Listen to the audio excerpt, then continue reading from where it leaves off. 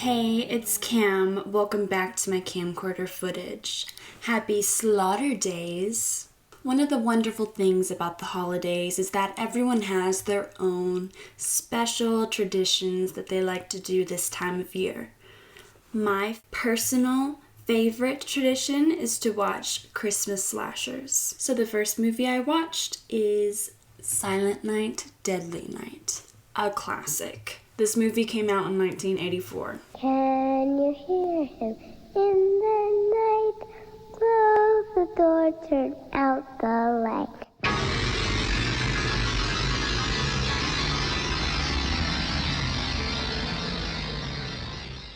So the movie starts off in 1971. A family of 4 are taking a road trip to visit Grandpa in the mental facility. I know it's the 70s and all, but it was still pretty shocking to see a little baby being cradled in his mama's arms in the passenger seat of a moving car. Like, wow, what crazy, crazy times the 70s were. In the back seat sits little young Billy, the older brother. At the mental facility, they introduce Billy to his grandpa, who he doesn't seem to remember very much. And Grandpa, he's in this catatonic state where he doesn't speak or acknowledge anybody. He just kind of sits there staring off into space. He doesn't hear us, honey. He doesn't even know we're here. Then what did we come for? Well, the doctor wants to speak to the parents privately, so they leave Billy alone with his grandpa. As soon as the parents are out of sight, the grandfather springs to life and starts talking to little Billy. Grandpa? It's Christmas Eve and Grandpa's got Santa Claus on the mind. He warns Billy that he should be scared of Santa Claus. You see Santa Claus tonight? You better run, boy. You better run for your life. And Billy's like, but why? Santa Claus is good. He gives me presents. And Grandpa's like, well, Santa only gives presents to the kids that have been good all year long. And all the rest of them, he punishes. All the naughty ones, he punishes. And then the parents come out of their meeting and bam, Grandpa snaps back into his little catatonic act. On the drive home, Billy is so scared. He's telling his mom and dad that he doesn't want Santa to come. And they're like, what the heck is going on? Like, Grandpa can't talk, Billy. What are you talking about? The mom is like, well, Billy wouldn't lie about something like that. Your grandpa's just a crazy old person. And Billy's like, oh no, Mom, you shouldn't have said that because that's naughty. Billy, calm down. Grandpa is nothing but a crazy old fool. Mommy, you shouldn't have said that. Then we see a scene where a guy dressed up as Santa Claus robs a gas station. Yeah, he kills a cashier for $35. So Santa Claus not having such a great night on Christmas Eve. It's dark out now, and Billy is asleep in the back seat of his parents' car. His parents pull up to a broken down vehicle on the side of the road and realize, oh my goodness, it's Santa Claus. Santa Claus is broken down on the side of the road. He even has like a red car and everything.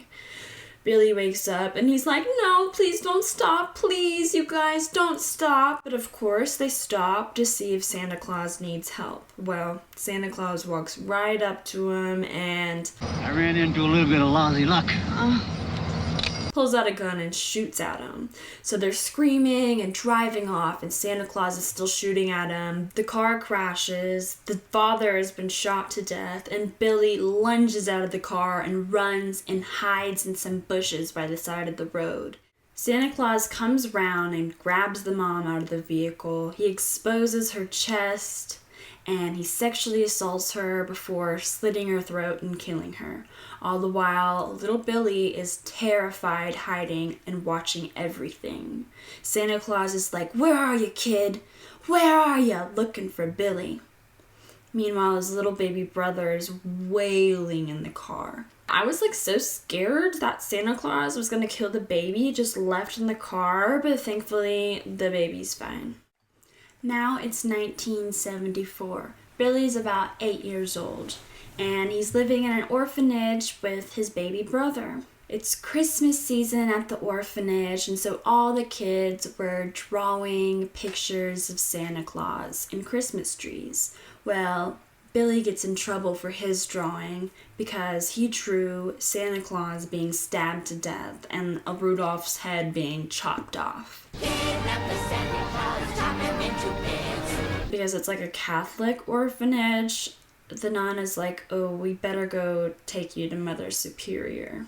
Mother Superior is very mean to him about his drawing. There's this really sweet younger nun who is pleading with Mother Superior. She's like, can't you see that he remembers everything that happened to him as a little kid? Like, he has childhood trauma from this. But Mother Superior, she doesn't believe that childhood trauma excuses anyone from punishment. Because if you act naughty, you get punished. I am not interested in what you think. I thought you finally understood that.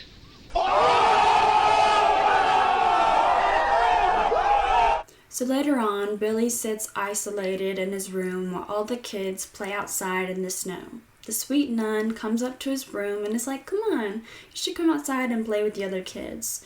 I know Mother Superior told you to stay in your room, but like, you deserve to come out and play. So sweet nun leaves and he gets dressed to go outside.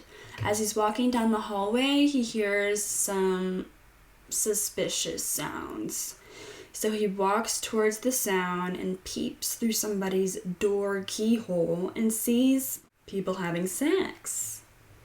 At the sight of all of this, Billy freezes up and he starts to have flashbacks to his mother being murdered. Mother Superior pushes him aside, storms in the room, and whips both of the people with her belt. Afterwards, she pulls Billy aside and she's like, do you know what you saw, Billy? And he's like, no.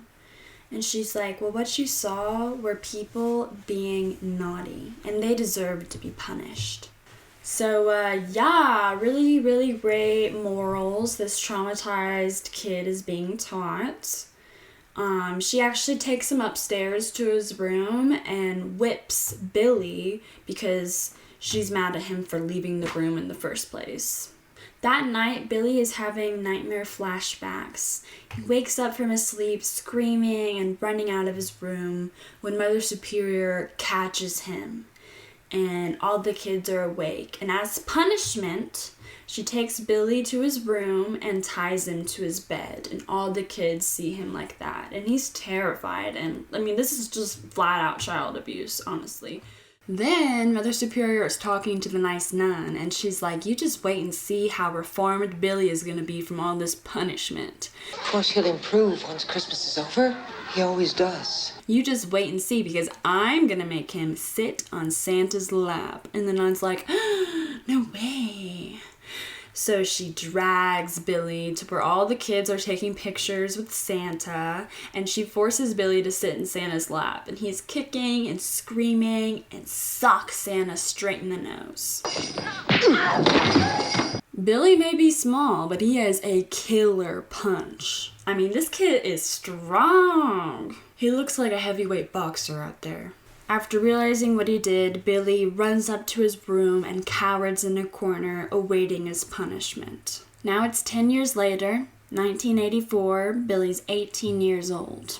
The nun is trying to help Billy find a job, so she goes to a local toy store and asks if the owner could get Billy a job here. The owner's like, oh no, I need somebody strong for this job, and the kid just ain't gonna cut it. She's like, oh, well, Billy's here, you can meet him if you'd like. And he's like, no. Takes one look at Billy, and you guys, Billy is hot now. Billy, meet Mr. Sims.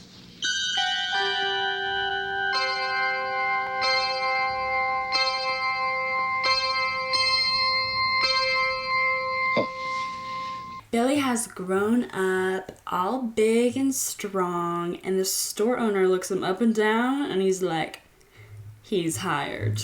Supposedly it's because they need strong men to stock all the toys, but I think the store owner just wanted a little bit of eye candy to hang around the store.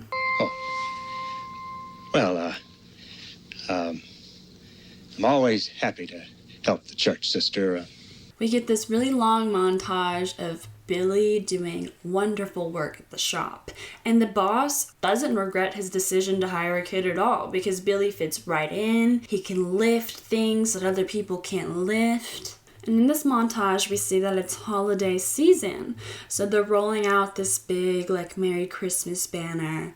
And Billy catches a sight of big old jolly-faced Santa Claus on this sign. And he's like, you know, frozen and trembling with fear or anguish at the sight of Santa Claus. Then we see a scene of this coworker that I'm gonna call the bully coworker because I don't know his name. So what the fuck you think you're doing now? So Mr. Bully coworker is complaining to Billy. He's talking about how when he first met him at the job, he was fine, great to work with, but recently, this past month, he's just been acting really strangely, and he's not getting his work done. All the time, just staring off into space like some moon goon. He says that Billy has a bad attitude lately. Well, you know, we know his history. We're like, duh, because it's Christmas time, and Billy always has a hard time around Christmas because of his trauma. So now the store is fully decorated with these little creepy animatronic elf things. They have paintings all on the glass windows. I mean, everything is decorated all nicely. They have Santa Claus in the toy store for kids to pose with and get their pictures, you know, tell Santa Claus what they want. Well, the very first time Billy catches sight of his coworker dressed as Santa, he falls down. And this coworker named Pamela, who he has a bit of a crush on, is like, Billy, are you alright? And of course, Pamela, the girl his own age who gives him the bare minimum of attention. That's the girl he has sex dreams about that night. So yeah, he's having this hot and steamy dream with Pamela. For a second, you're just like, wait, is this happening right now? But no, it's just a sex dream. It ends with Billy getting stabbed by Santa Claus. He wakes up in a sweat, terrified from the nightmare.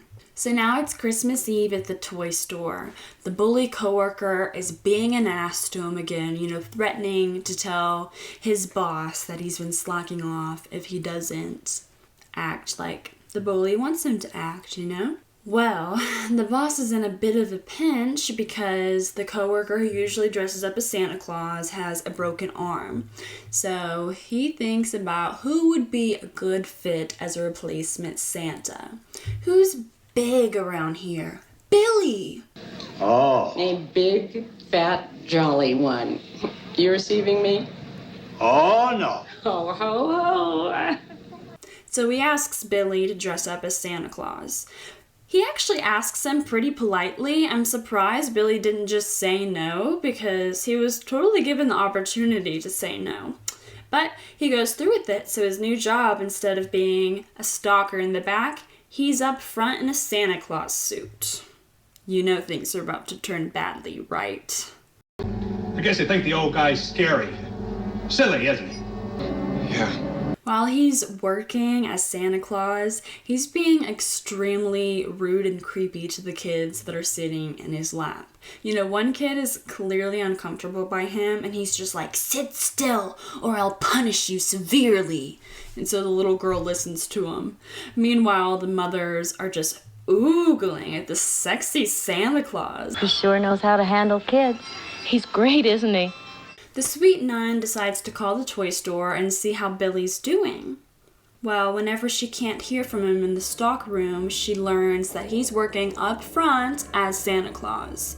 Her face just completely drops at this news. 7 p.m., the store closes on Christmas Eve, and it's Christmas party time. The boss whips out all the drinks. You know, he's telling Billy that he's gonna get him drunk tonight. Naughty, naughty, because Billy is underage, sir. By the time this party's over, you'll think you are Santa Claus.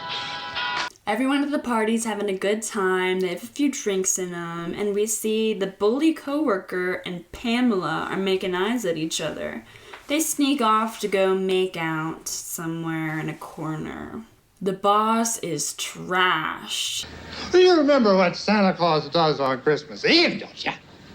Yeah. Better get started. The bully coworker tells Pamela he has a present for her in the stock room.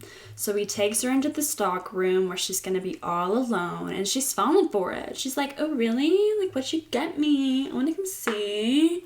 Well, you guessed it, you guys. He doesn't just want to take her into the stock room. No. He wants to assault her. So that's exactly what he does. You know, she's saying no, and he is coming on to her, not stopping, assaulting her. Billy is in the stock room with them, watching this whole thing happen, and he starts to have his traumatic flashbacks once again. Only this time, like, he is fully in those flashbacks, you know? Something in him clicks, you could say, because he walks right up to that bully coworker and strangles him with some Christmas lights. Pamela should be grateful, right? No, she's scared of him, of course, and she has every right to be, because guess what he does? He murders her with the box cutter.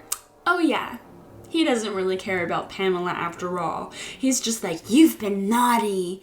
And I guess in his disturbed mind, he perceived her being sexually assaulted as like her participating in a sexual activity, which in his mind, because of his experience at the orphanage, is naughty. The boss, Mr. Sims, is sure he heard a noise in the storeroom. Did you hear something? So even though he's drunk and is kind of questioning his own sense of reality, he goes to investigate. But in the stockroom, Billy is waiting for him and hits him over the head with a hammer, killing him dead. Yeah! Then another coworker is left all alone out by the drinks. She's like, Mr. Sims, where'd you go? Come out here and see this. It's lovely. Oh, Mr. Sims! She goes into the stockroom and finds his bloody body on the ground. She runs and screams. Billy takes this giant axe off of the wall. I don't really know why they have a giant axe just sitting on the wall in a toy store. Maybe it's for like a fire. So he starts chasing her around the store with an axe, and you're like, she is for sure about to get axed because she's trying to go out the door, it's locked, she can't figure out how to unlock it. She's hiding in the toy store away from him, and he is the seeker, searching for her. It was the night before Christmas, and all through the house. He axes what he thinks is the top of her head while she jumps out of another spot and runs away. But before she can get away, he grabs a bow and arrow and shoots her dead. I guess it's a toy bow and arrow? I mean, why is there a bow and arrow in a kid's toy store, and why is it so deadly? It just takes her one arrow to the chest to be like, bleh.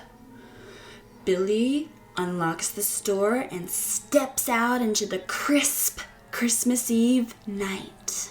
You know, I just want to have like a moment of silence for these frontline workers who were working on Christmas Eve. I mean, it is just a travesty that working class people have to work on the holidays every year.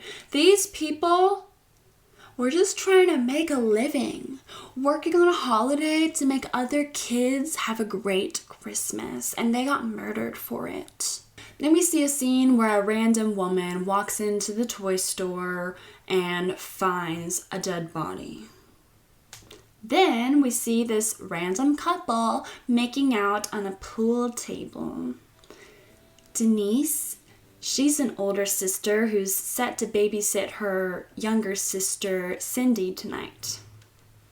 Well, you know, instead of being upstairs with her little sister on Christmas Eve, she's downstairs, going downtown with her boyfriend on the pool table. Her little sister, Cindy, almost walks in on them.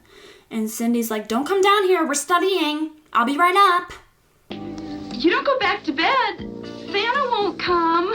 He's not the only one. Denise goes back to making out with her boyfriend. But then she gets interrupted again because she hears the jingle of her cat's collar at the door. She's like, oh crap, wait right here, I gotta let my cat in. How do you know? I heard her collar jingling at the door. Cindy goes upstairs to open the door to let her cat in. She's naked. She's opening her front door completely naked, just like, come in, kitty, kitty, kitty. I'm like, dang, girl. Christmas Eve and everything. I didn't mention this earlier, but while Denise and her boyfriend are downstairs having sex, like, there's Christmas carolers right outside singing carols. So it's pretty bold that Denise opened the door for her cat naked. My cat also has a little jingly collar, and if you guys can tell where this is going, Billy is wearing a Santa Claus suit, and so his Santa Claus suit is like jingle, jingle, jingle, jingle every time he walks. I was fully expecting Billy to be on the other side of that door. She opens the door, and her cat runs in. So you're just like, oh, it was the cat. It wasn't him. I was just thinking it was him, but BAM! Billy's there with an axe. She runs and screams, and they're starting to have an altercation because she's really fighting back.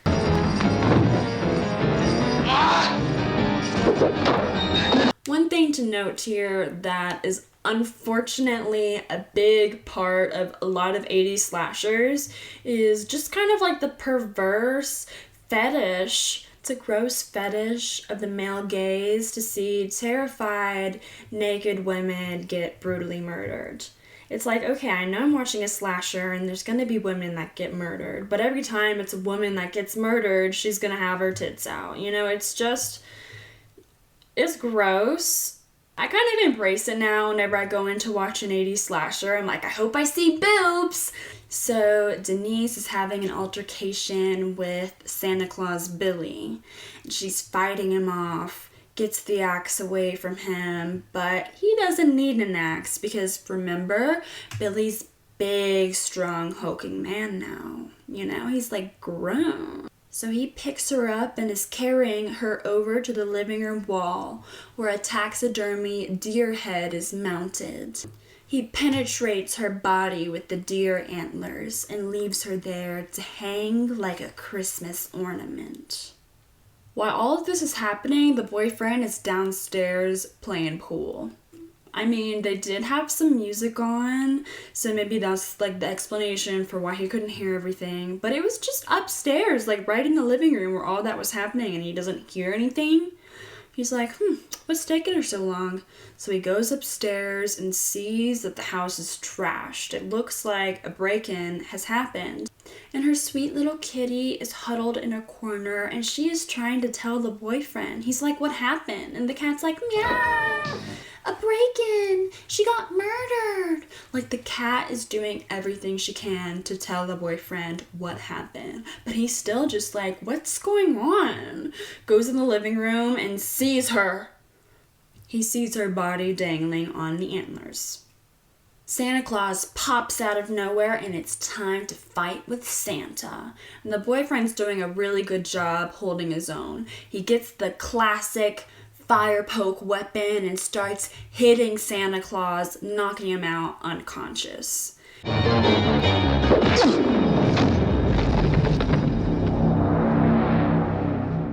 He immediately goes to the phone and calls 911, as you should do, but unfortunately has his back turned to the unconscious Santa Claus. You know what's gonna happen next, or do you? Yeah, well, Santa Claus is obviously up and at him, ready to murder the boyfriend, but I didn't expect for him to take the telephone cord and wrap it around boyfriend's neck. So you're just like, oh God, he's gonna choke to death with the telephone cord. But no, he actually just throws him out the window, and his body gets speared with giant chunks of glass. Little sister Cindy hears the commotion and wakes up. She leaves her room to find Santa Claus is in her living room on Christmas Eve. You know, she doesn't even question it. I see you come. Did you bring me a present? and he is being so creepy. And this kid isn't scared. Like, he is just being standoffish, talking strangely, and she's just like, have I been good enough? What's my present? He's like, I don't know. Have you been naughty this year? No. Are you sure you've been a good girl all year? She's like, yeah, I'm good. So he gives her present. Bet you wouldn't guess what the present is, though. It's the bloody box cutters he used to kill Pamela. Yeah, she's just kind of looking at the box cutters, a little perplexed, and he leaves the scene. Then we see that the cops are already well aware of all of the crimes that have been happening. You know, they're making jokes. They're like, I cannot believe that we are looking for Santa Claus right now. Hey, Miller, what do you think the captain would do if we brought in the real one? He's never satisfied. They see Santa Claus climbing in a window, and they're like, oh, run into the house, apprehend Santa Claus with guns drawn. But it just turns out to be a little girl's dad surprising her to be dressed up as Santa Claus, mistaking one Santa Claus for another. Then we see these two older boys. They're being a little naughty, as young boys like to be. Look at this hill. Virgin, man. The only kind you'll ever get. One of them is getting a little spooked because he's hearing some noises. He's like, somebody's out there. Well, it turns out to be Bob and Matt, a couple of older teenagers who are bullies to these young boys. They beat the kids up, steal their sleds, and now the slope is theirs for the taking. So the first teenager goes down the slope. Woohoo! He's having the best time ever. I'm like, oh no, Santa Claus is gonna be waiting at the bottom of the slope. But he makes it down safely. He's like, come on down, you gotta try it, it's so much fun. Up at the hill to his friend. Now watch this! So far, no murders. Well, the friend is sledding down the slope, and Santa Claus axes his head off. The friend sees his headless body slide down the hill before he sees the head tumble shortly after it. Then we see that the nice nun is asleep at the police station because she's been here all night trying to help the police find Billy. And she's hearing that more murders are happening, and she is just feeling so sick. In fact, everything he's been doing has a kind of logic to it. Once you understand what he's gone through. And honestly, like, I do hear her out because this is the second time I've watched this movie, and I knew Billy was the killer going in. But rewatching the beginning, I mean, I just completely forgot how sad it is to watch little Billy go through his trauma and get abused. It does pull at your heartstrings. So the cop is like, well, could you use that to guess what he's gonna do next? And then it hits her.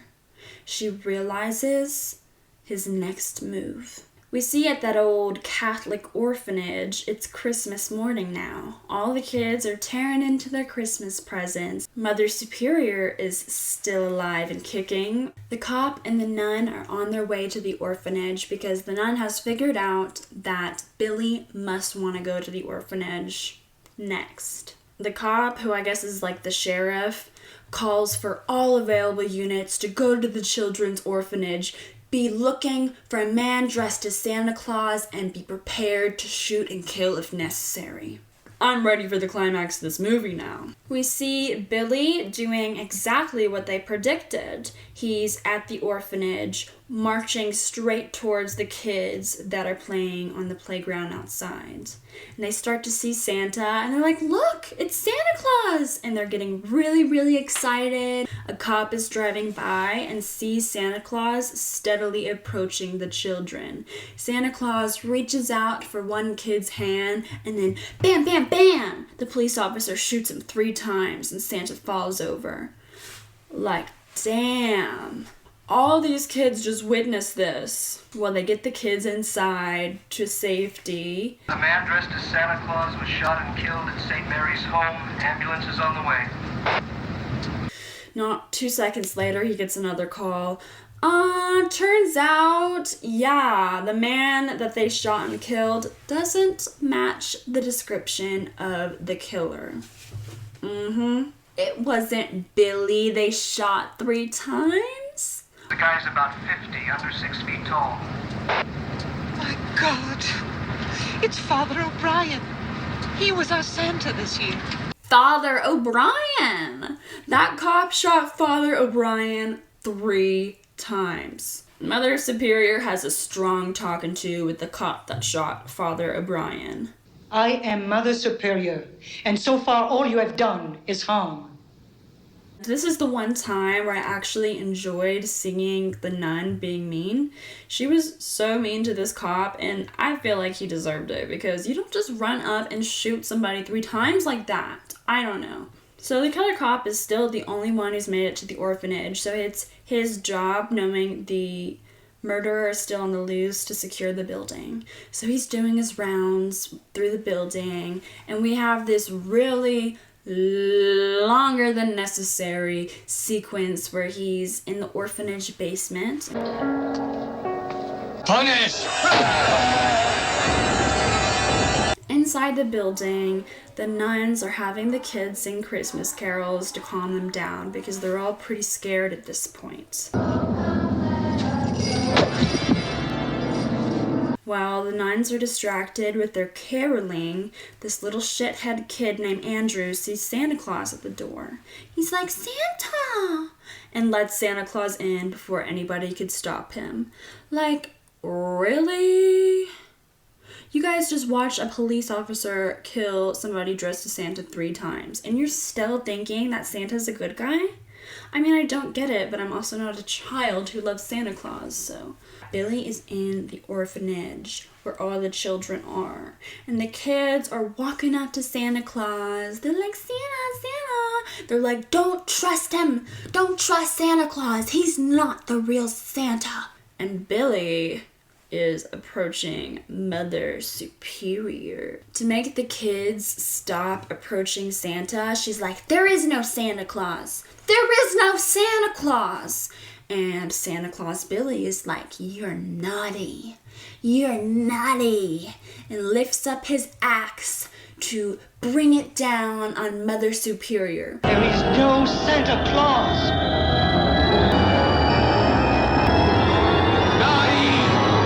But before he can, he gets shot in the back because Sheriff Cop and the nun have shown up in the nick of time. Billy falls dead. Mother Superior has made it through. Surprisingly, she makes it because, I mean, after watching her abuse Billy through the whole beginning, I totally thought the first person he would want to kill would be Mother Superior. But I get it. She's like the big boss for the last, but unfortunately, he lost the game before he could kill the boss. You're safe now. Everybody is still reeling from these events. I mean, these kids did just see one Santa Claus get shot 3 times, and another Santa Claus try to kill Mother Superior with an axe, only for him to get shot. Well, we see that there's one little snot-nosed kid in particular that seems unnaturally fascinated in this lifeless body, and more specifically, the bloody axe. Naughty.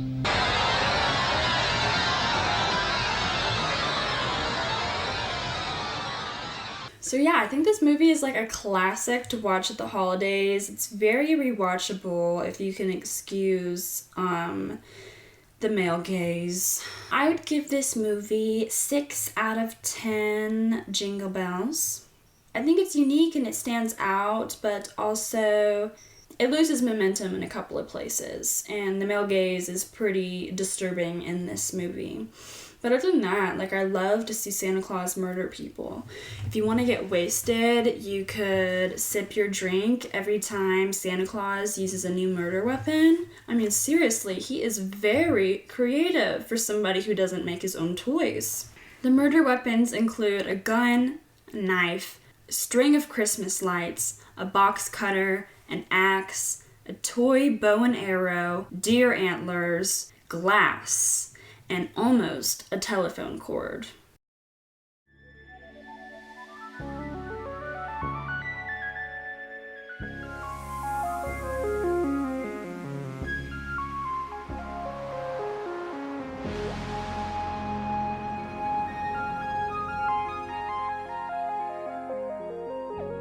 It's another cold day of December, so it's another day I decided to watch a Christmas horror movie. This movie is actually one of my favorite movies of all time. It came out in 1974. Any guesses? Okay, it's Black Christmas. Black Christmas is so freaking good. And if you haven't seen it before, you totally should go see it. It's worth your while. It's totally spooky. And let's just jump right into it, shall we?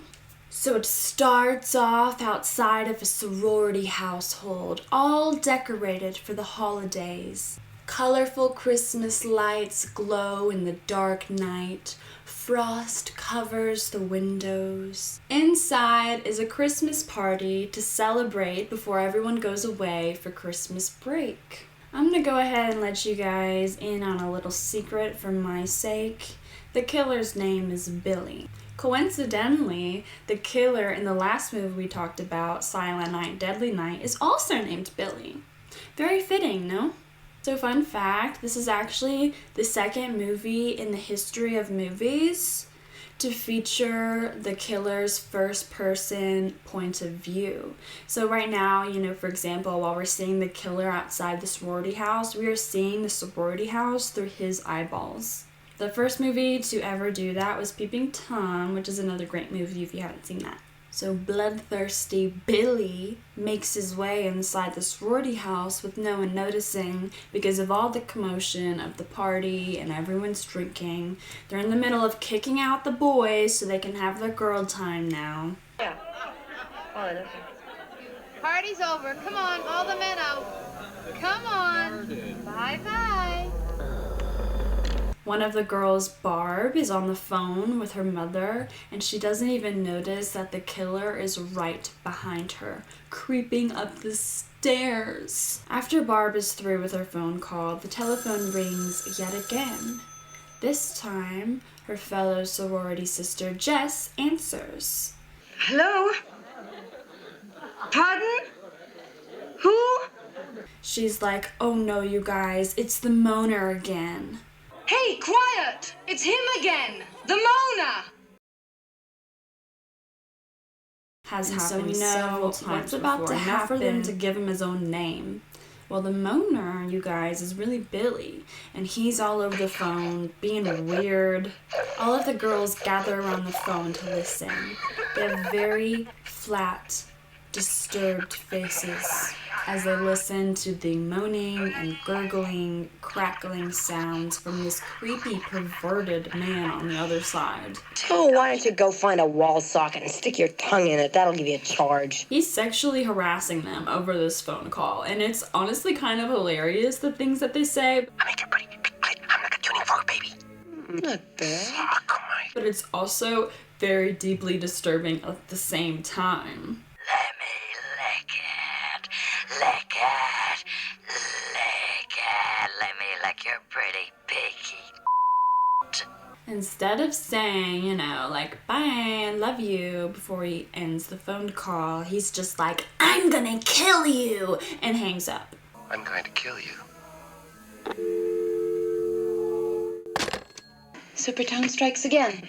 Fastest tongue in the West. One of the sorority girls, Barb, is being a bit of a bully to Claire. And, Claire just runs off upstairs to go pack. And the other girls are just like, come on, hasn't she had a hard time adjusting enough, Barb? You don't have to rub it in her face. Hasn't she had enough trouble fitting in here without you getting at her all the time? Come on, I know a professional version when I see one.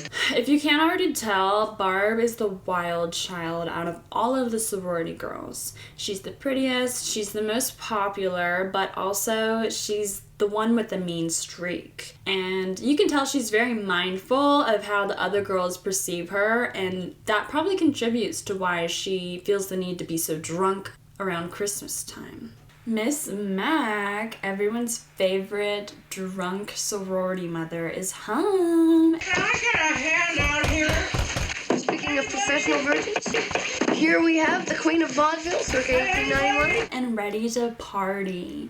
That means it's present time. They're exchanging gifts. One of the girls, Claire, is alone in her room packing her bag.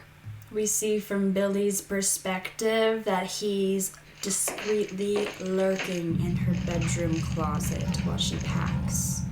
Claire hears their sweet little house cat sadly meowing to her from the closet. She's like, Claude? Claude Pussy Puss, is that you? Is that you, Puss? Kitty? As she slowly creeps towards the closet, as the audience, we know Billy is lurking in there, just waiting for her. Claude? And then you're kind of left with that disturbing feeling in your chest of like, oh my God, is that really her puss Claude? Or is that Billy pretending to be their cat, meowing so that Claire could come towards him? Billy pops out from behind a rack of clothes and suffocates her with a garment cover, making Claire our first victim of the movie. All the women downstairs are having too rowdy of a time exchanging gifts to hear the commotion upstairs. Miss Mac is gifted this really sexy nightgown. I mean, not really. This nightgown makes her look 10 times older than she is. I don't know who bought that for her, but it was probably a joke between the girls. Really lovely. Got about as much use for this as a chastity. But she tries it on right then and there for the girls. They giggle, and Miss Mac is far too drunk to be noticing that they're laughing at her. Put it on. Anything for you girls? Because it's Christmas.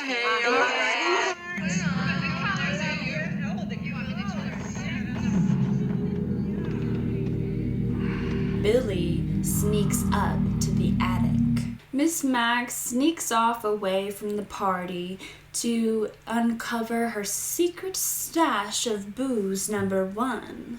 B for booze. If you ever want to hide some alcohol, take a page out of Miss Mac's book.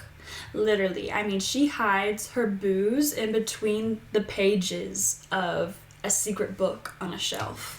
The phone rings, and Peter is on the other end of the line. He wants to speak to Jess. He and Jess are in a bit of a relationship, you know, they're boyfriend-girlfriend, going steady, you could say. She tells him that she wants to meet face-to-face, so it's not going to be good news. They agree to meet up tomorrow. Miss Mac, wearing her new nightgown, sneaks off to find her secret stash of booze number 2. This time, she uncovers it from inside the tank of the toilet. Very clever. You guys, that's a good hiding spot. And I also thought it was really funny that she uses it as a mouthwash. Because, you know, Listerine has alcohol in it. So what's the point of using Listerine when you could just use like a bottle of whiskey, swish, swish, swallow? Jesus, I wouldn't wear this to have my liver. Jess is looking all around the sorority house for Claire with no luck. We see that Billy has stored Claire's body up the ladder in the attic in a rocking chair. Okay, now it's the next morning. It's all bright and shiny outside, a little snowy for December vibes. We see a man outside waiting for someone who hasn't arrived. He asks a local boy on campus where the sorority house that Claire attends is and goes to investigate at the sorority household like a good concerned father. The frat boys and the sorority girls are all putting on a charity event for some kids.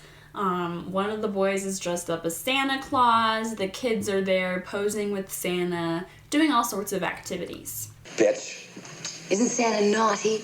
Ho, ho, ho, fuck. So, Mr. Harrison goes to the house mother, Miss Mac, and she informs him that, you know, Claire isn't here, but all her bags are packed up, so she's probably at the charity event at the frat house. Miss Mac and Mr. Harrison are in Claire's room, and Mr. Harrison is just shocked and appalled. He sees an empty champagne flute.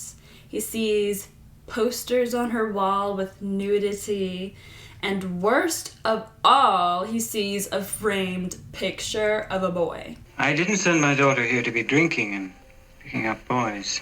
Well, he agrees to drive Miss Mac over to the frat house. So Miss Mac is getting ready, and she has just about had it with Mr. Stick in the Mud, Mr. Harrison. I didn't send my daughter here to be drinking and picking up boys. She's like, God, what do they expect from me? Keeping up with all these spirited girls? I'm doing the best that I can. And, you know, perhaps this is what truly drives her to drink. All the overly concerned parents. So she's boozing, putting on her lipstick, when she hears the distant, sad meow of Kitty Claude. She's like, Claude? Is that you? Claude? Is that you, Claudikins? Claude, goddammit! Come here now! Of course, just whenever she uses a naughty word, Mr. Harrison is right behind her with his judging eyes. Mr. Harrison is such a prude. We see another shot of Claire's body in the attic. This time is just as disturbing as the last. While it's the next day, Jess is meeting Peter at the music room because he wants to be a famous concert pianist. She tells him the news that she wanted to tell him face to face. She's pregnant. That's news number one, really. She's pregnant and she wants to have an abortion. An abortion?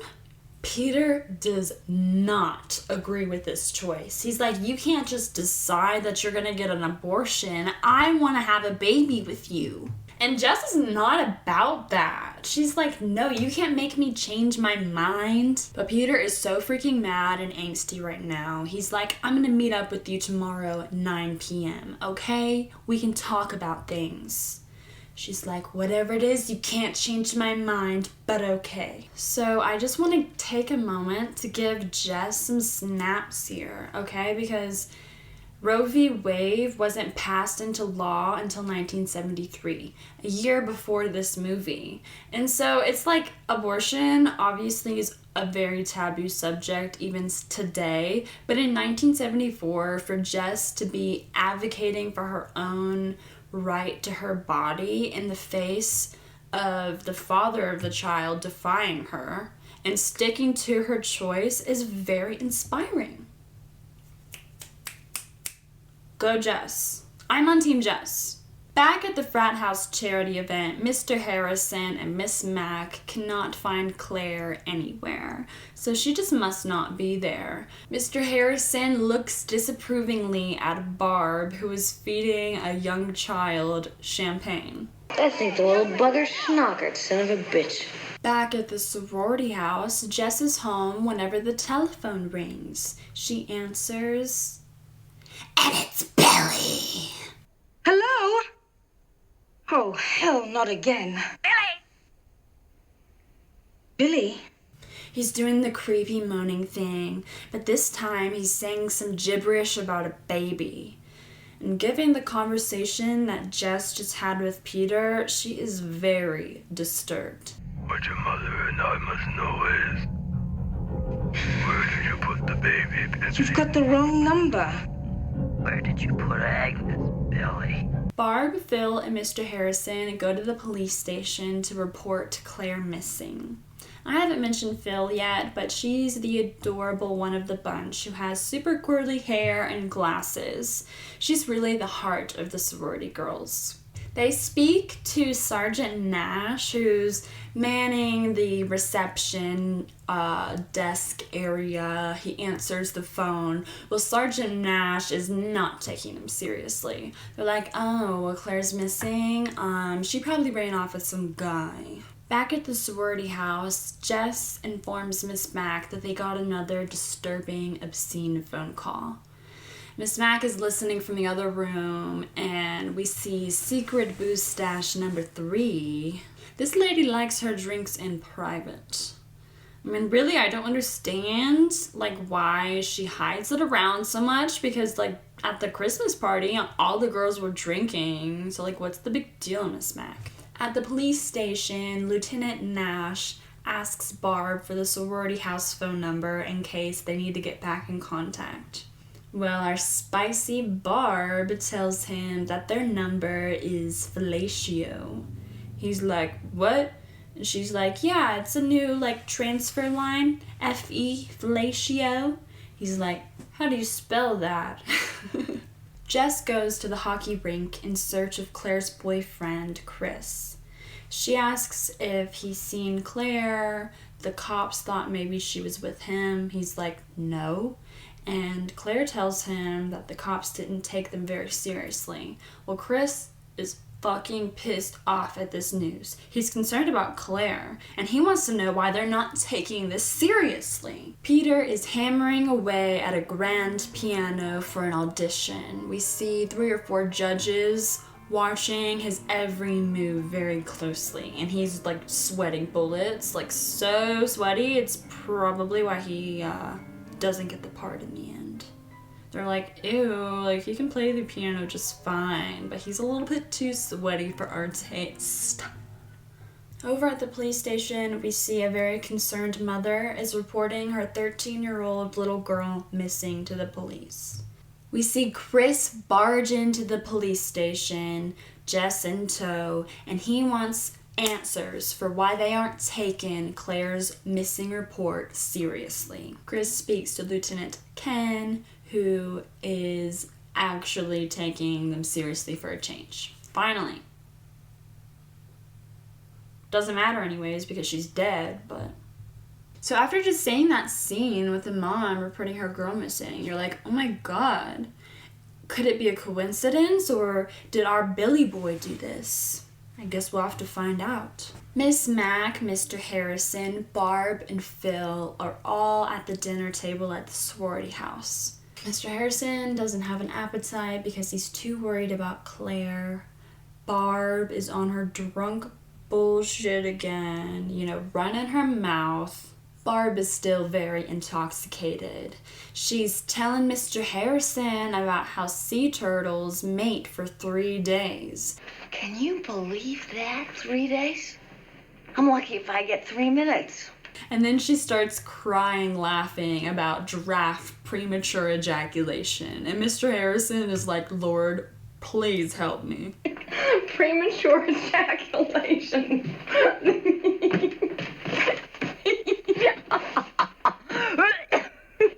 Then Barb loses control of her composure and says how she is just so fed up with everyone being so silent about how they think it's her fault. Yeah, that's right. She believes that in everyone else's minds, they think that it's her fault that Claire is missing. I think that this is just Barb's own guilt for the way she treated Claire coming through. I'm sick and tired of everyone in this house insinuating stuff and not coming out with what they mean. Barb, why don't you go upstairs and lie down for a while? Shut up. Then we see Peter back at the music hall, only this time he is very unhinged. He's trashing the school's grand piano. Like, okay, dude, you're fucking psycho, because you're gonna have to pay for that, right? Jess and Chris come home to the sorority house to inform Mr. Harrison about the search party. Billy is outside the sorority house watching them through the window. We see all of them leave the house in haste. Miss Mag stays behind to pack her bags. She tells the girls that she won't be home when they get back because she's going to her sister's house for the holidays. We see the search party is gathered, and it is actually a very significant party. Obviously, the members in this community really care about finding these 2 missing girls. There's some guy on a snow motorcycle, they got the hounds, everything. And Lieutenant Ken is in charge of it. Lieutenant Ken is a good name for him because he sure does look like a Ken doll, doesn't he? Miss Mac is in her room packing, drinking the liquor that she already packed away, when she again hears Kitty Claude sadly meowing to her. She goes looking for Claude. She hears him meowing from up the attic. And at this point, you're like, no, Miss Mag, don't go in the attic! Because we know the attic is where Rodent Billy likes to nest. But, you know what? She goes in the attic even though she thinks it's creepy up there in search of her cats. And this is whenever I would get in some trouble too, because if that was my cat meowing from the attic, I would absolutely go up there by myself to try and get her out. Oh, and it's not just creepy mimicked meows from Billy this time. It's actually Claude upstairs meowing because he found Claire's dead body. He's like licking the plastic. Either like, "Are you okay, Claire? I'm so worried," or like, "Yummy, dinner time." Can't really tell which one it is. Claude isn't the only one in the attic. Along with Claire's dead body, there is Billy, just waiting for Miss Mac to emerge from the attic door. He's got a meat hook in his hand. Why is there a meat hook in the attic, all hung up like that? I don't really know, but he's got a meat hook, and sure enough, Miss Mac pokes her head up, sees Claire's body, and then sees Billy, but it's too late. Poor woman gets hooked to death. Well, our disturbed killer Billy is now having a fit, screaming, crying, and smashing anything in sight in the attic. At the freezing search party, we hear one girl start screaming bloody murder, because that's just what it is. They found the body of Janice, the 13-year-old girl. Just comes home to the phone ringing. It's Billy again. I know you're there, Billy! You answer it, Billy! Who are you? After the call, Jess calls 911 and reports the obscene phone calls her sorority house has been having. But guess who answers? Lieutenant Nash. He's like, "Oh, it's probably just one of your boyfriends giving you a call." Lieutenant Nash, honestly, he's sexist. In the modern day of 1974? Sexism? Oh my god, no, honey, no. Oh, and while Jess is on the phone with 911, we see Peter descend from upstairs the sorority house, and he sneaks up on her and scares her. He doesn't even seem to notice her clear physical anxiety, and doesn't seem to care whenever she tells Peter that Claire is missing. I'm sorry I was late, Peter. Yeah. Claire Harrison is missing. I was out with a search party looking for her. Yes, hello? But why should he care whenever Peter's only all about Peter? Peter is just lost in Peter world. Well, he sits her down and he tells her that he wants to leave the conservatory and get married. Yeah. This dude just straight up proposed to Jess right after she was on the phone with 911 and told Peter that Claire is missing. Dude. Jess is fucking fed up with Peter now. She is like, what about your dreams of being a concert pianist, huh? Well, even if your plans have changed, mine haven't. I still have dreams too, and so I can't marry you, Peter. He's very disappointed at this, but I'm so proud of her just sticking to her guns, you know? He's like, well, what about the baby? We have to have the baby together. Then at the police station, Sergeant Nash is finally getting his karma, you know? Lieutenant Ken is like, so, you didn't think it was important to mention to me that the sorority house that the girl Claire is from has been getting disturbing, obscene phone calls? And Lieutenant Nash is like, no, I didn't think it was important. And then we hear another cop like laughing his fucking ass off.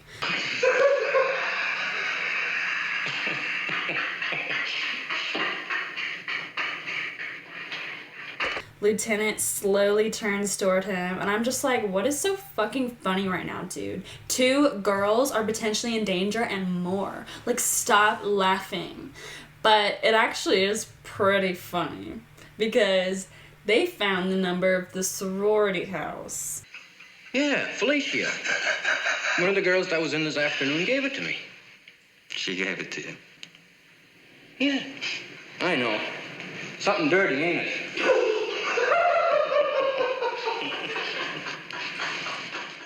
Back at the sorority house with Jess, Peter is smashing their Christmas ornaments out of anger. You selfish bitch. You're talking about killing our babies though you were having a wart removed. She tells him to leave because, yeah, his composure is out of control. He needs to get out of there. If you try getting an abortion... I said get out.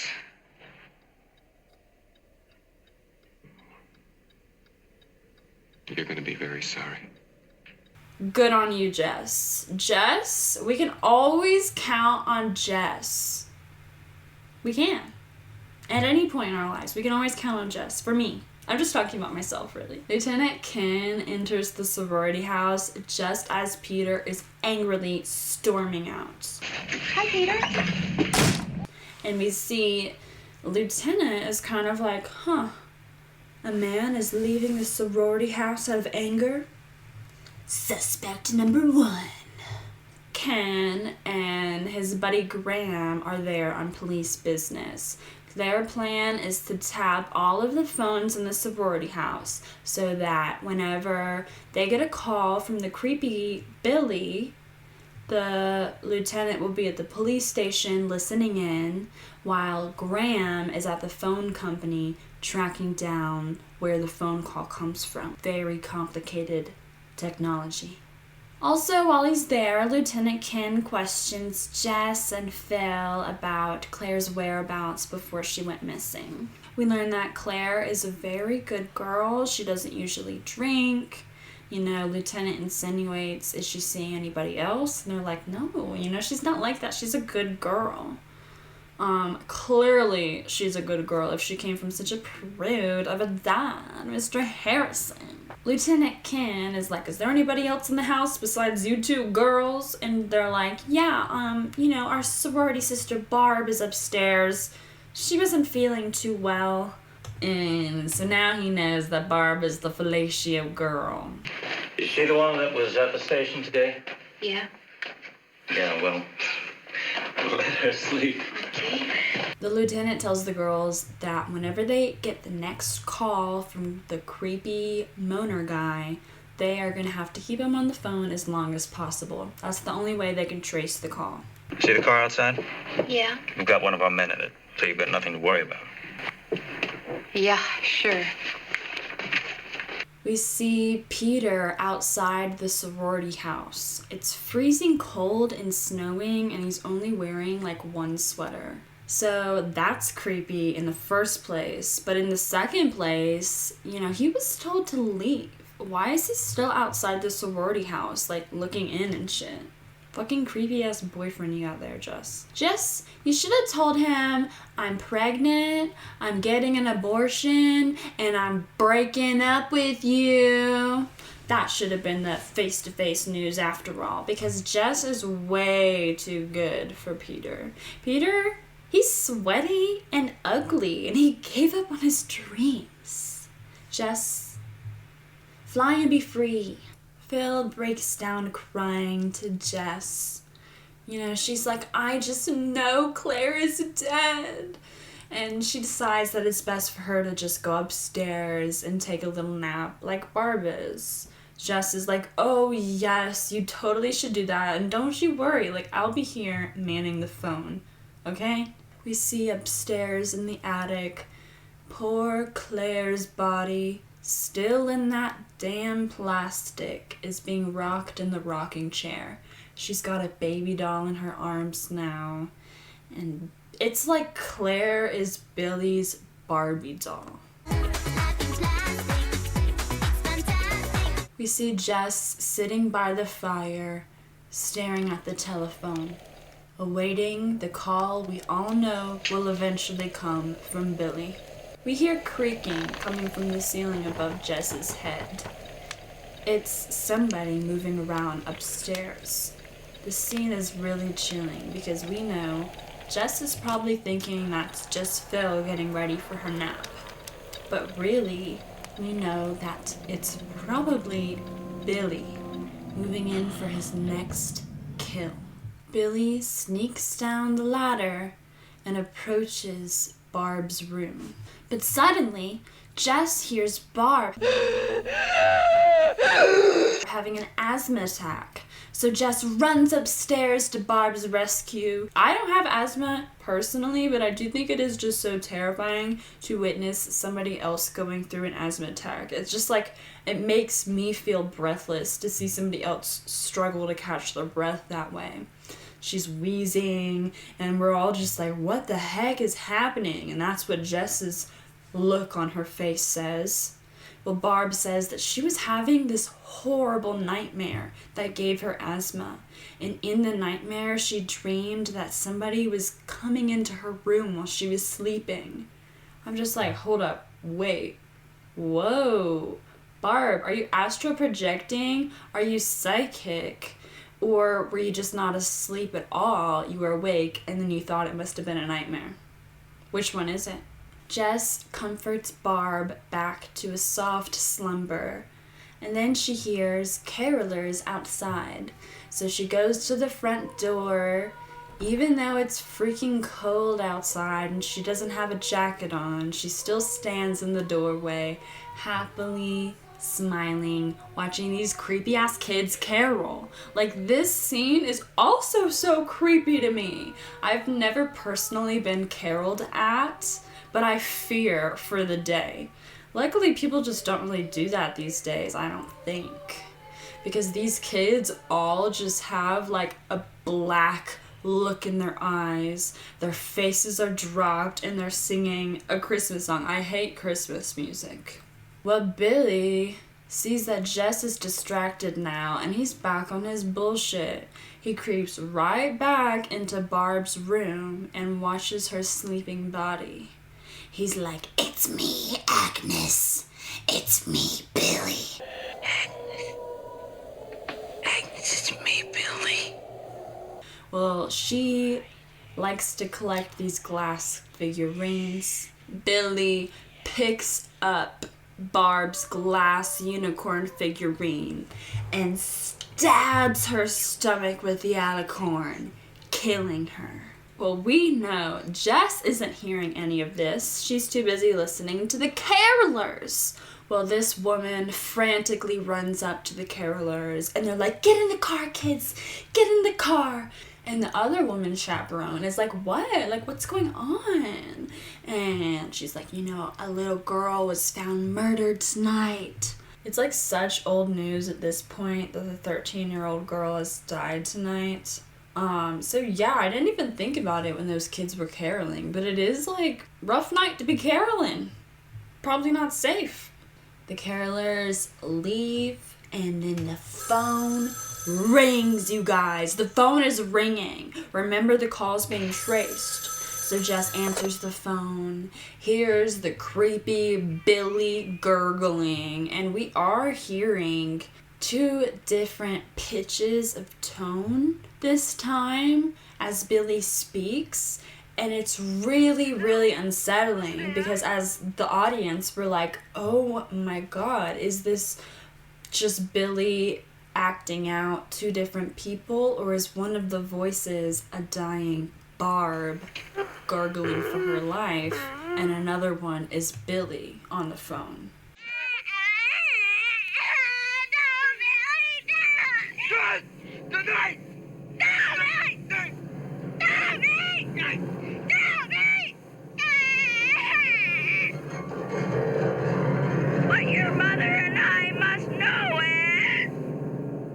Well, Billy hangs up the phone before they can trace the call.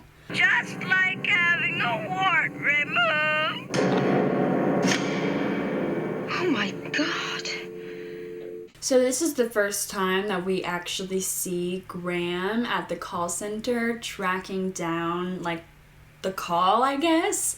I still, to this day, even though I've seen this movie so many times at this point, I do not understand the way this technology works. It looks like some futuristic ass technology that I would see in The Fifth Element. Like, what the hell am I looking at right now? But yeah, I guess it's not so futuristic after all, because remember, she's got to keep him on the line long enough for him to track it. She didn't keep him on the line long enough. And honestly, like, I feel bad for her at this point because she knows it's her, you know, role to keep him on the line as long as she can. She was told that. And we know that Jess likes to do everything she possibly can to be there for others in a given situation. But in that moment, she was just so disturbed, she was speechless. The lieutenant makes note that the suspect on the other end of the creepy phone calls makes different voices. Lieutenant's like, does he usually do that? And Jess is like, yeah, he usually does. Again, is it really Billy using multiple voices? Oh, and also, on the phone with Jess, the lieutenant asks Jess about Peter. He asks her with a certain tone of voice that rings suspicious. We see Jess has awoken Phil and is catching her up on all the news since she was asleep. Jess tells Phil that she thinks the killer might be Peter because the caller had repeated word for word what Peter had said to her later that night. It's like getting a wart removed. And so she's like, oh my God, it's Peter. But also we're like, well, we know somebody who calls himself Billy is on the phone in the attic. So that's probably why he heard what she had said, because he's in the house with her. Dun dun dun! The phone rings. Bling! Bling! Jess answers. But this time, it's a weeping Peter. Lieutenant's like, trace the call! And so Graham is at the call center tracing the call while Peter is talking about, his personal business with Jess. He's like, don't you kill the baby, Jess. Don't kill the baby. Peter is really hysterical. So Peter hangs up the phone, and it wasn't enough time for Graham to track the call. This stupid futuristic technology really isn't coming through, you guys. Like, it's impossibly long, because she was talking to Peter for like a good bit there. She was chatting him up, asking him questions. Now look, Jess, if you get any more calls, you're going to have to keep them on the line longer. You're not giving us enough time to get a trace. I'm trying. It really upsets me.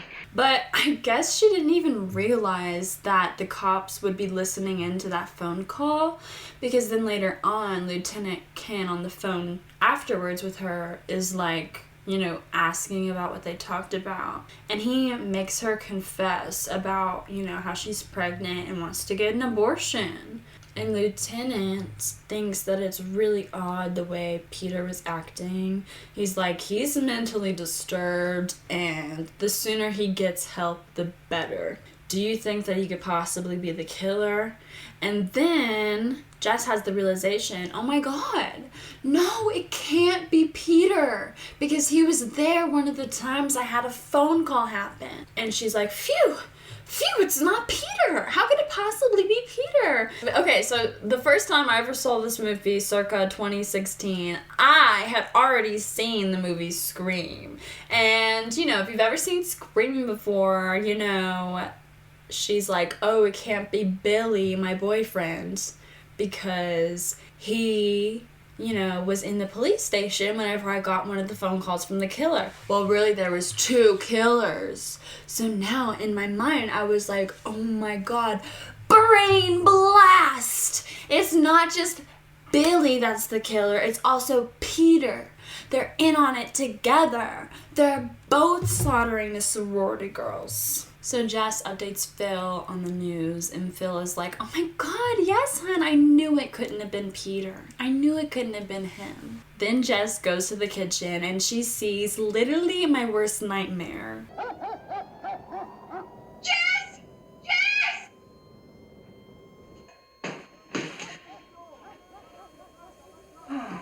A man outside her window. But then they answer the door and realize that it's just a couple of good citizens who are a part of the search party. These guys are a little bit too proud of being in the search party. And the girls are just so delirious from all the stress of these past couple of days. They're like cracking up at these two. Yeah, well, you just keep your doors and windows locked and you'll be safe. Okay. You understand? Thanks a lot. I will. And remember, there might be others from the search party around, so don't be afraid. We'll be around to see that you're safe. Good enough. Thank you very Just remember to lock those doors and windows down, eh? Okay. Okay, then. Bye, Do that guys. now. Slamming in your windows, he's snatching your people up. And it just feels good to see these girls smile, because it's very rare that we get to see these girls who I have come to love so much at this point have a good time with each other. And it's just so clear, like any happy scenes between the sorority sisters, like these actresses in real life probably just had so much chemistry. Because these characters have chemistry, and it's very believable the bonds that they have. I'd rather face the killer. No, seriously, do you realize this is the only door and window in this whole house that's locked? What? This whole movie, this whole time, Jess, she was just too busy trying to save the world to realize that all the windows and doors in the sorority house are unlocked. Phil hears noise in Barb's room, so Phil goes upstairs to check on Barb. And then we see the door slam behind her. That can't be good. The phone rings once again, and Jess answers, determined this time to keep him on the line. He's on his bullshit about the baby again, rambling on about the fucking baby and Agnes. So she is doing her best to keep him on the line. Meanwhile, we see Lieutenant Ken is following his lead about Peter being suspicious. He finds in the music hall of the campus where Peter had had his audition earlier that night, the grand piano was all smashed up. He's shaking his head, thinking his intuition was right all along. When he hears news, Jess is on the phone with the weirdo phone guy, Billy.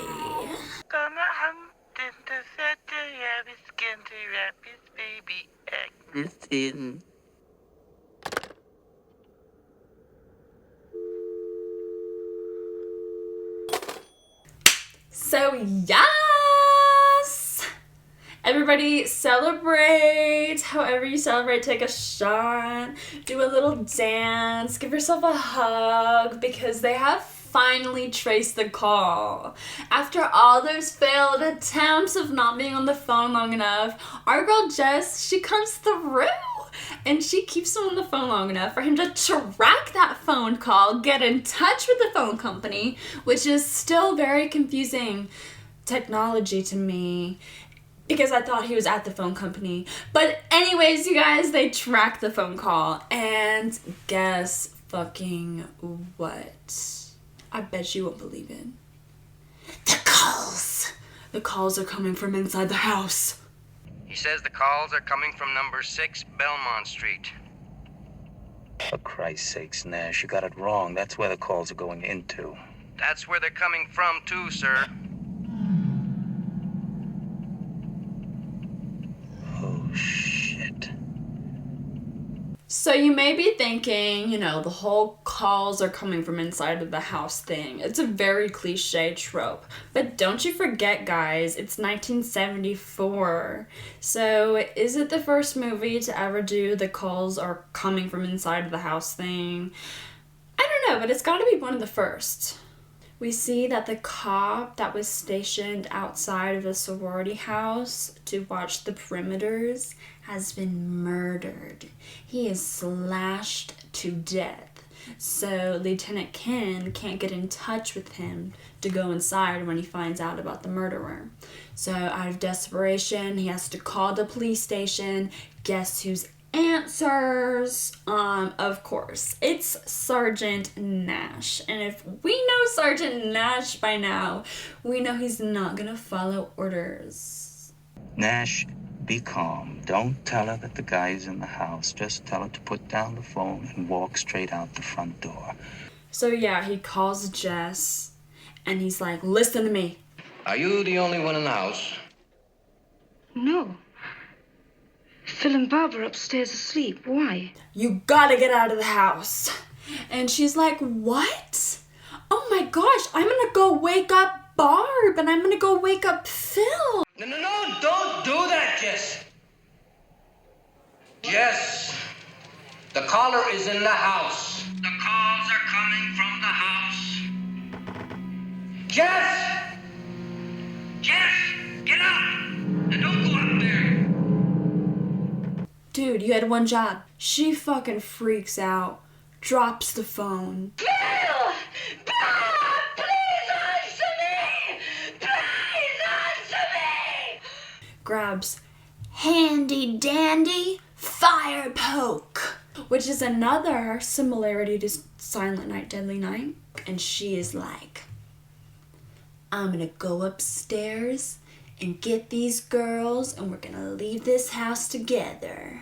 This is whenever we would cue like the Uma Thurman, like getting ready to battle, badass funk music.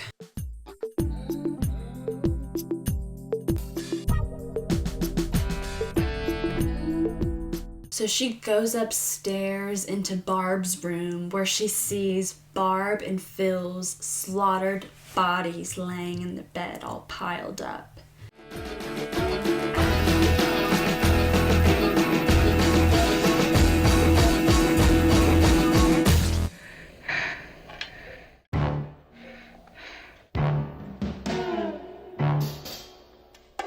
Bob? Phil?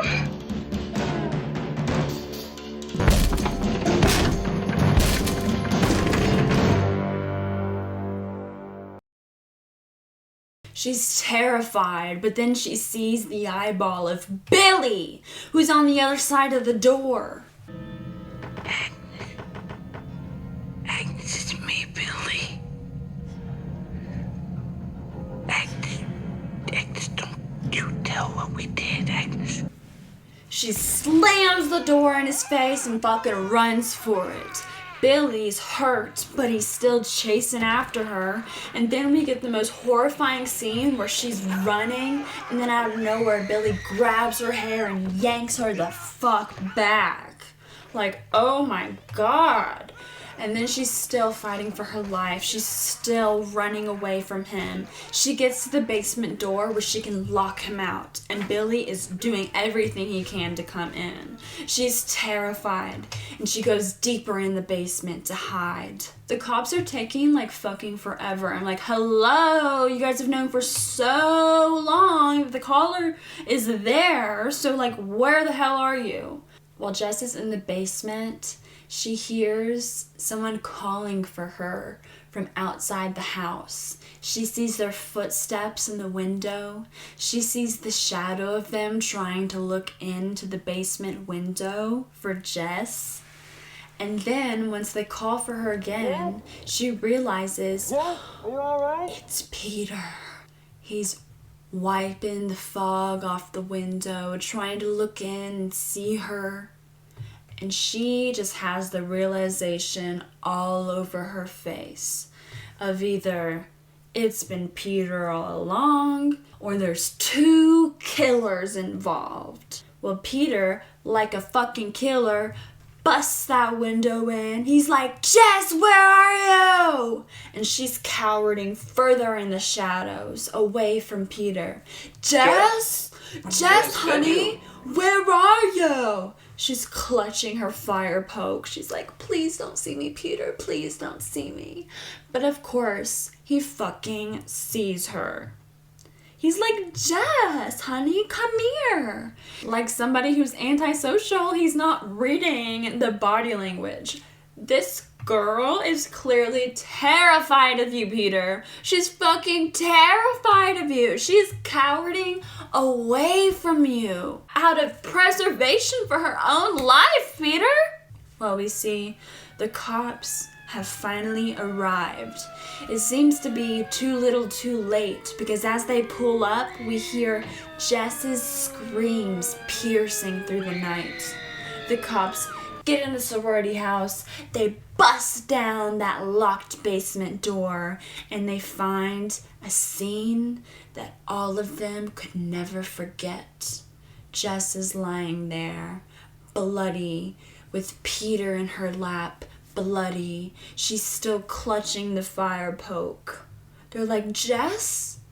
And she's awake. So she was just unconscious, and she had defended herself against Peter. Well, the cops take our Sleeping Beauty upstairs to her bedroom where she lie slumbering. They're all contemplating how life could work out this way. I can't believe Peter would do it. I'm like, okay, Lieutenant Ken, you literally thought it was Peter from the first second you saw him, so are you saying that shit? But they're all just aghast.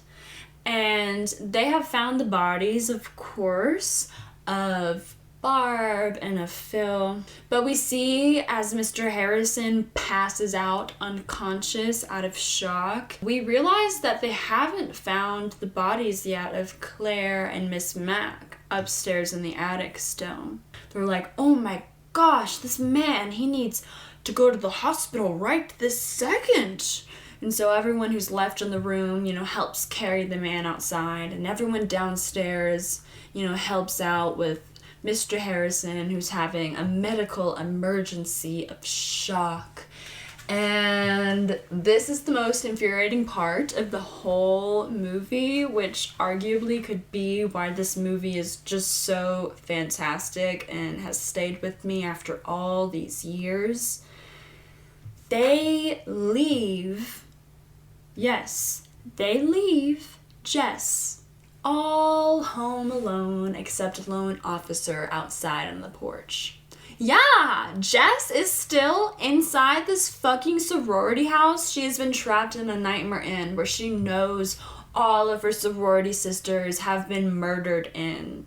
I'm just like, oh my god, you guys, you are just so fucking stupid. I mean, I know her parents aren't there yet. They're on the way. But, can you just imagine if these men that run the police had a little bit of forethought and thought, what would it feel like for Jess when she wakes up in her sorority house after being unconscious and being trapped in a basement with a serial killer?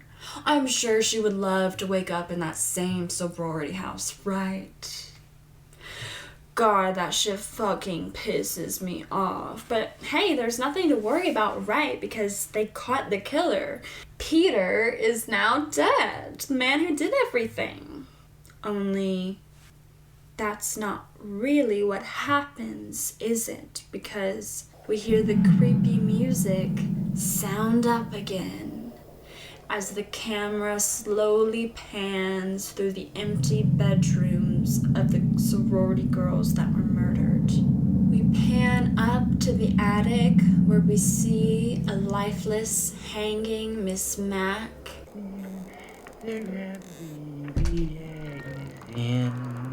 Agnes, it's me, Billy.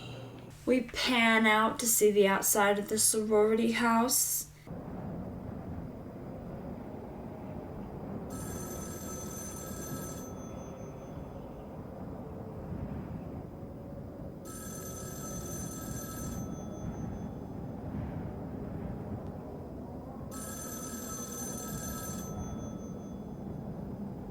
That's the end of the movie, you guys. We've made it through one of my favorite movies, Black Christmas. Did you like it as much as I did? If you are just, a fan of me and you just wanted to watch the video even though you haven't seen the movie before, I just still, implore you, even though you've been spoiled of the plot, to still, out of your own pleasure, go watch the movie, because everything about this movie is so creepy. You'll get goosebumps, especially if you're a female. It's very scary. I love that this movie came out in 1974 and it withholds from objectifying the female victims. It's very rare that we get an early slasher that doesn't fetishize a woman's death. like we talked about in Silent Night, Deadly Night. I have absolutely nothing that I just like about this movie. I think it's perfection.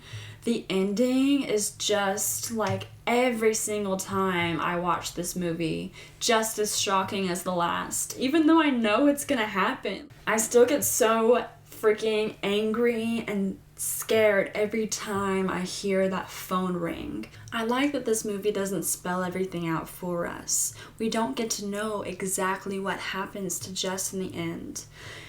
Does she die? Probably. But does our final girl fight again to survive? That could also be very plausible. But if you watch the movie, you notice that just about after every single time Billy murders somebody, they get a phone call. So whenever we get the zoom out of the sorority house and then we hear the phone ring, we know that Jess is in there. We just have the sinking feeling in our heart that Jess must be dead. So really, this is one of those rare slashers called a Total Party Massacre. I haven't had a Total Party Massacre on my channel yet. I don't know if it technically fits in that category because the end is left up to interpretation. But hey, Total Party Massacre doesn't always happen. I am partial to my final girl slasher subgenres. Like, I just love a good final girl. Total Party Massacre, though, never fails to just get you right in the guts, and it pulls on the heartstrings. And aren't those the more impactful movies in the end? The ones you remember after all these years and want to return to? But Black Christmas will always be the spiked eggnog in my cup, the presents I wake up to as the child on Christmas morning, a holiday tradition I return to year after year.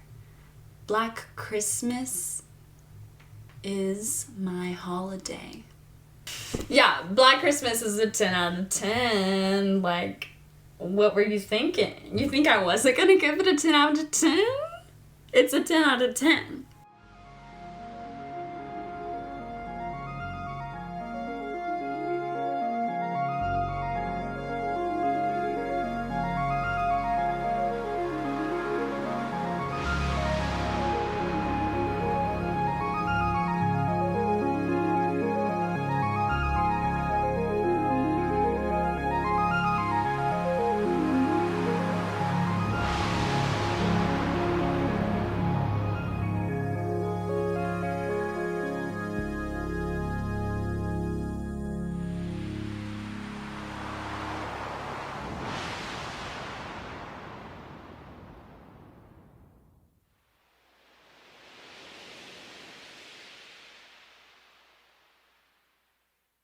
In my letter to Santa Claus, I told him that the thing that would mean the most to me for this Christmas is to have some Patreon supporters. I love making videos for you guys. I would like to make more, so if you like my videos, please consider supporting me on Patreon. It helps out a lot.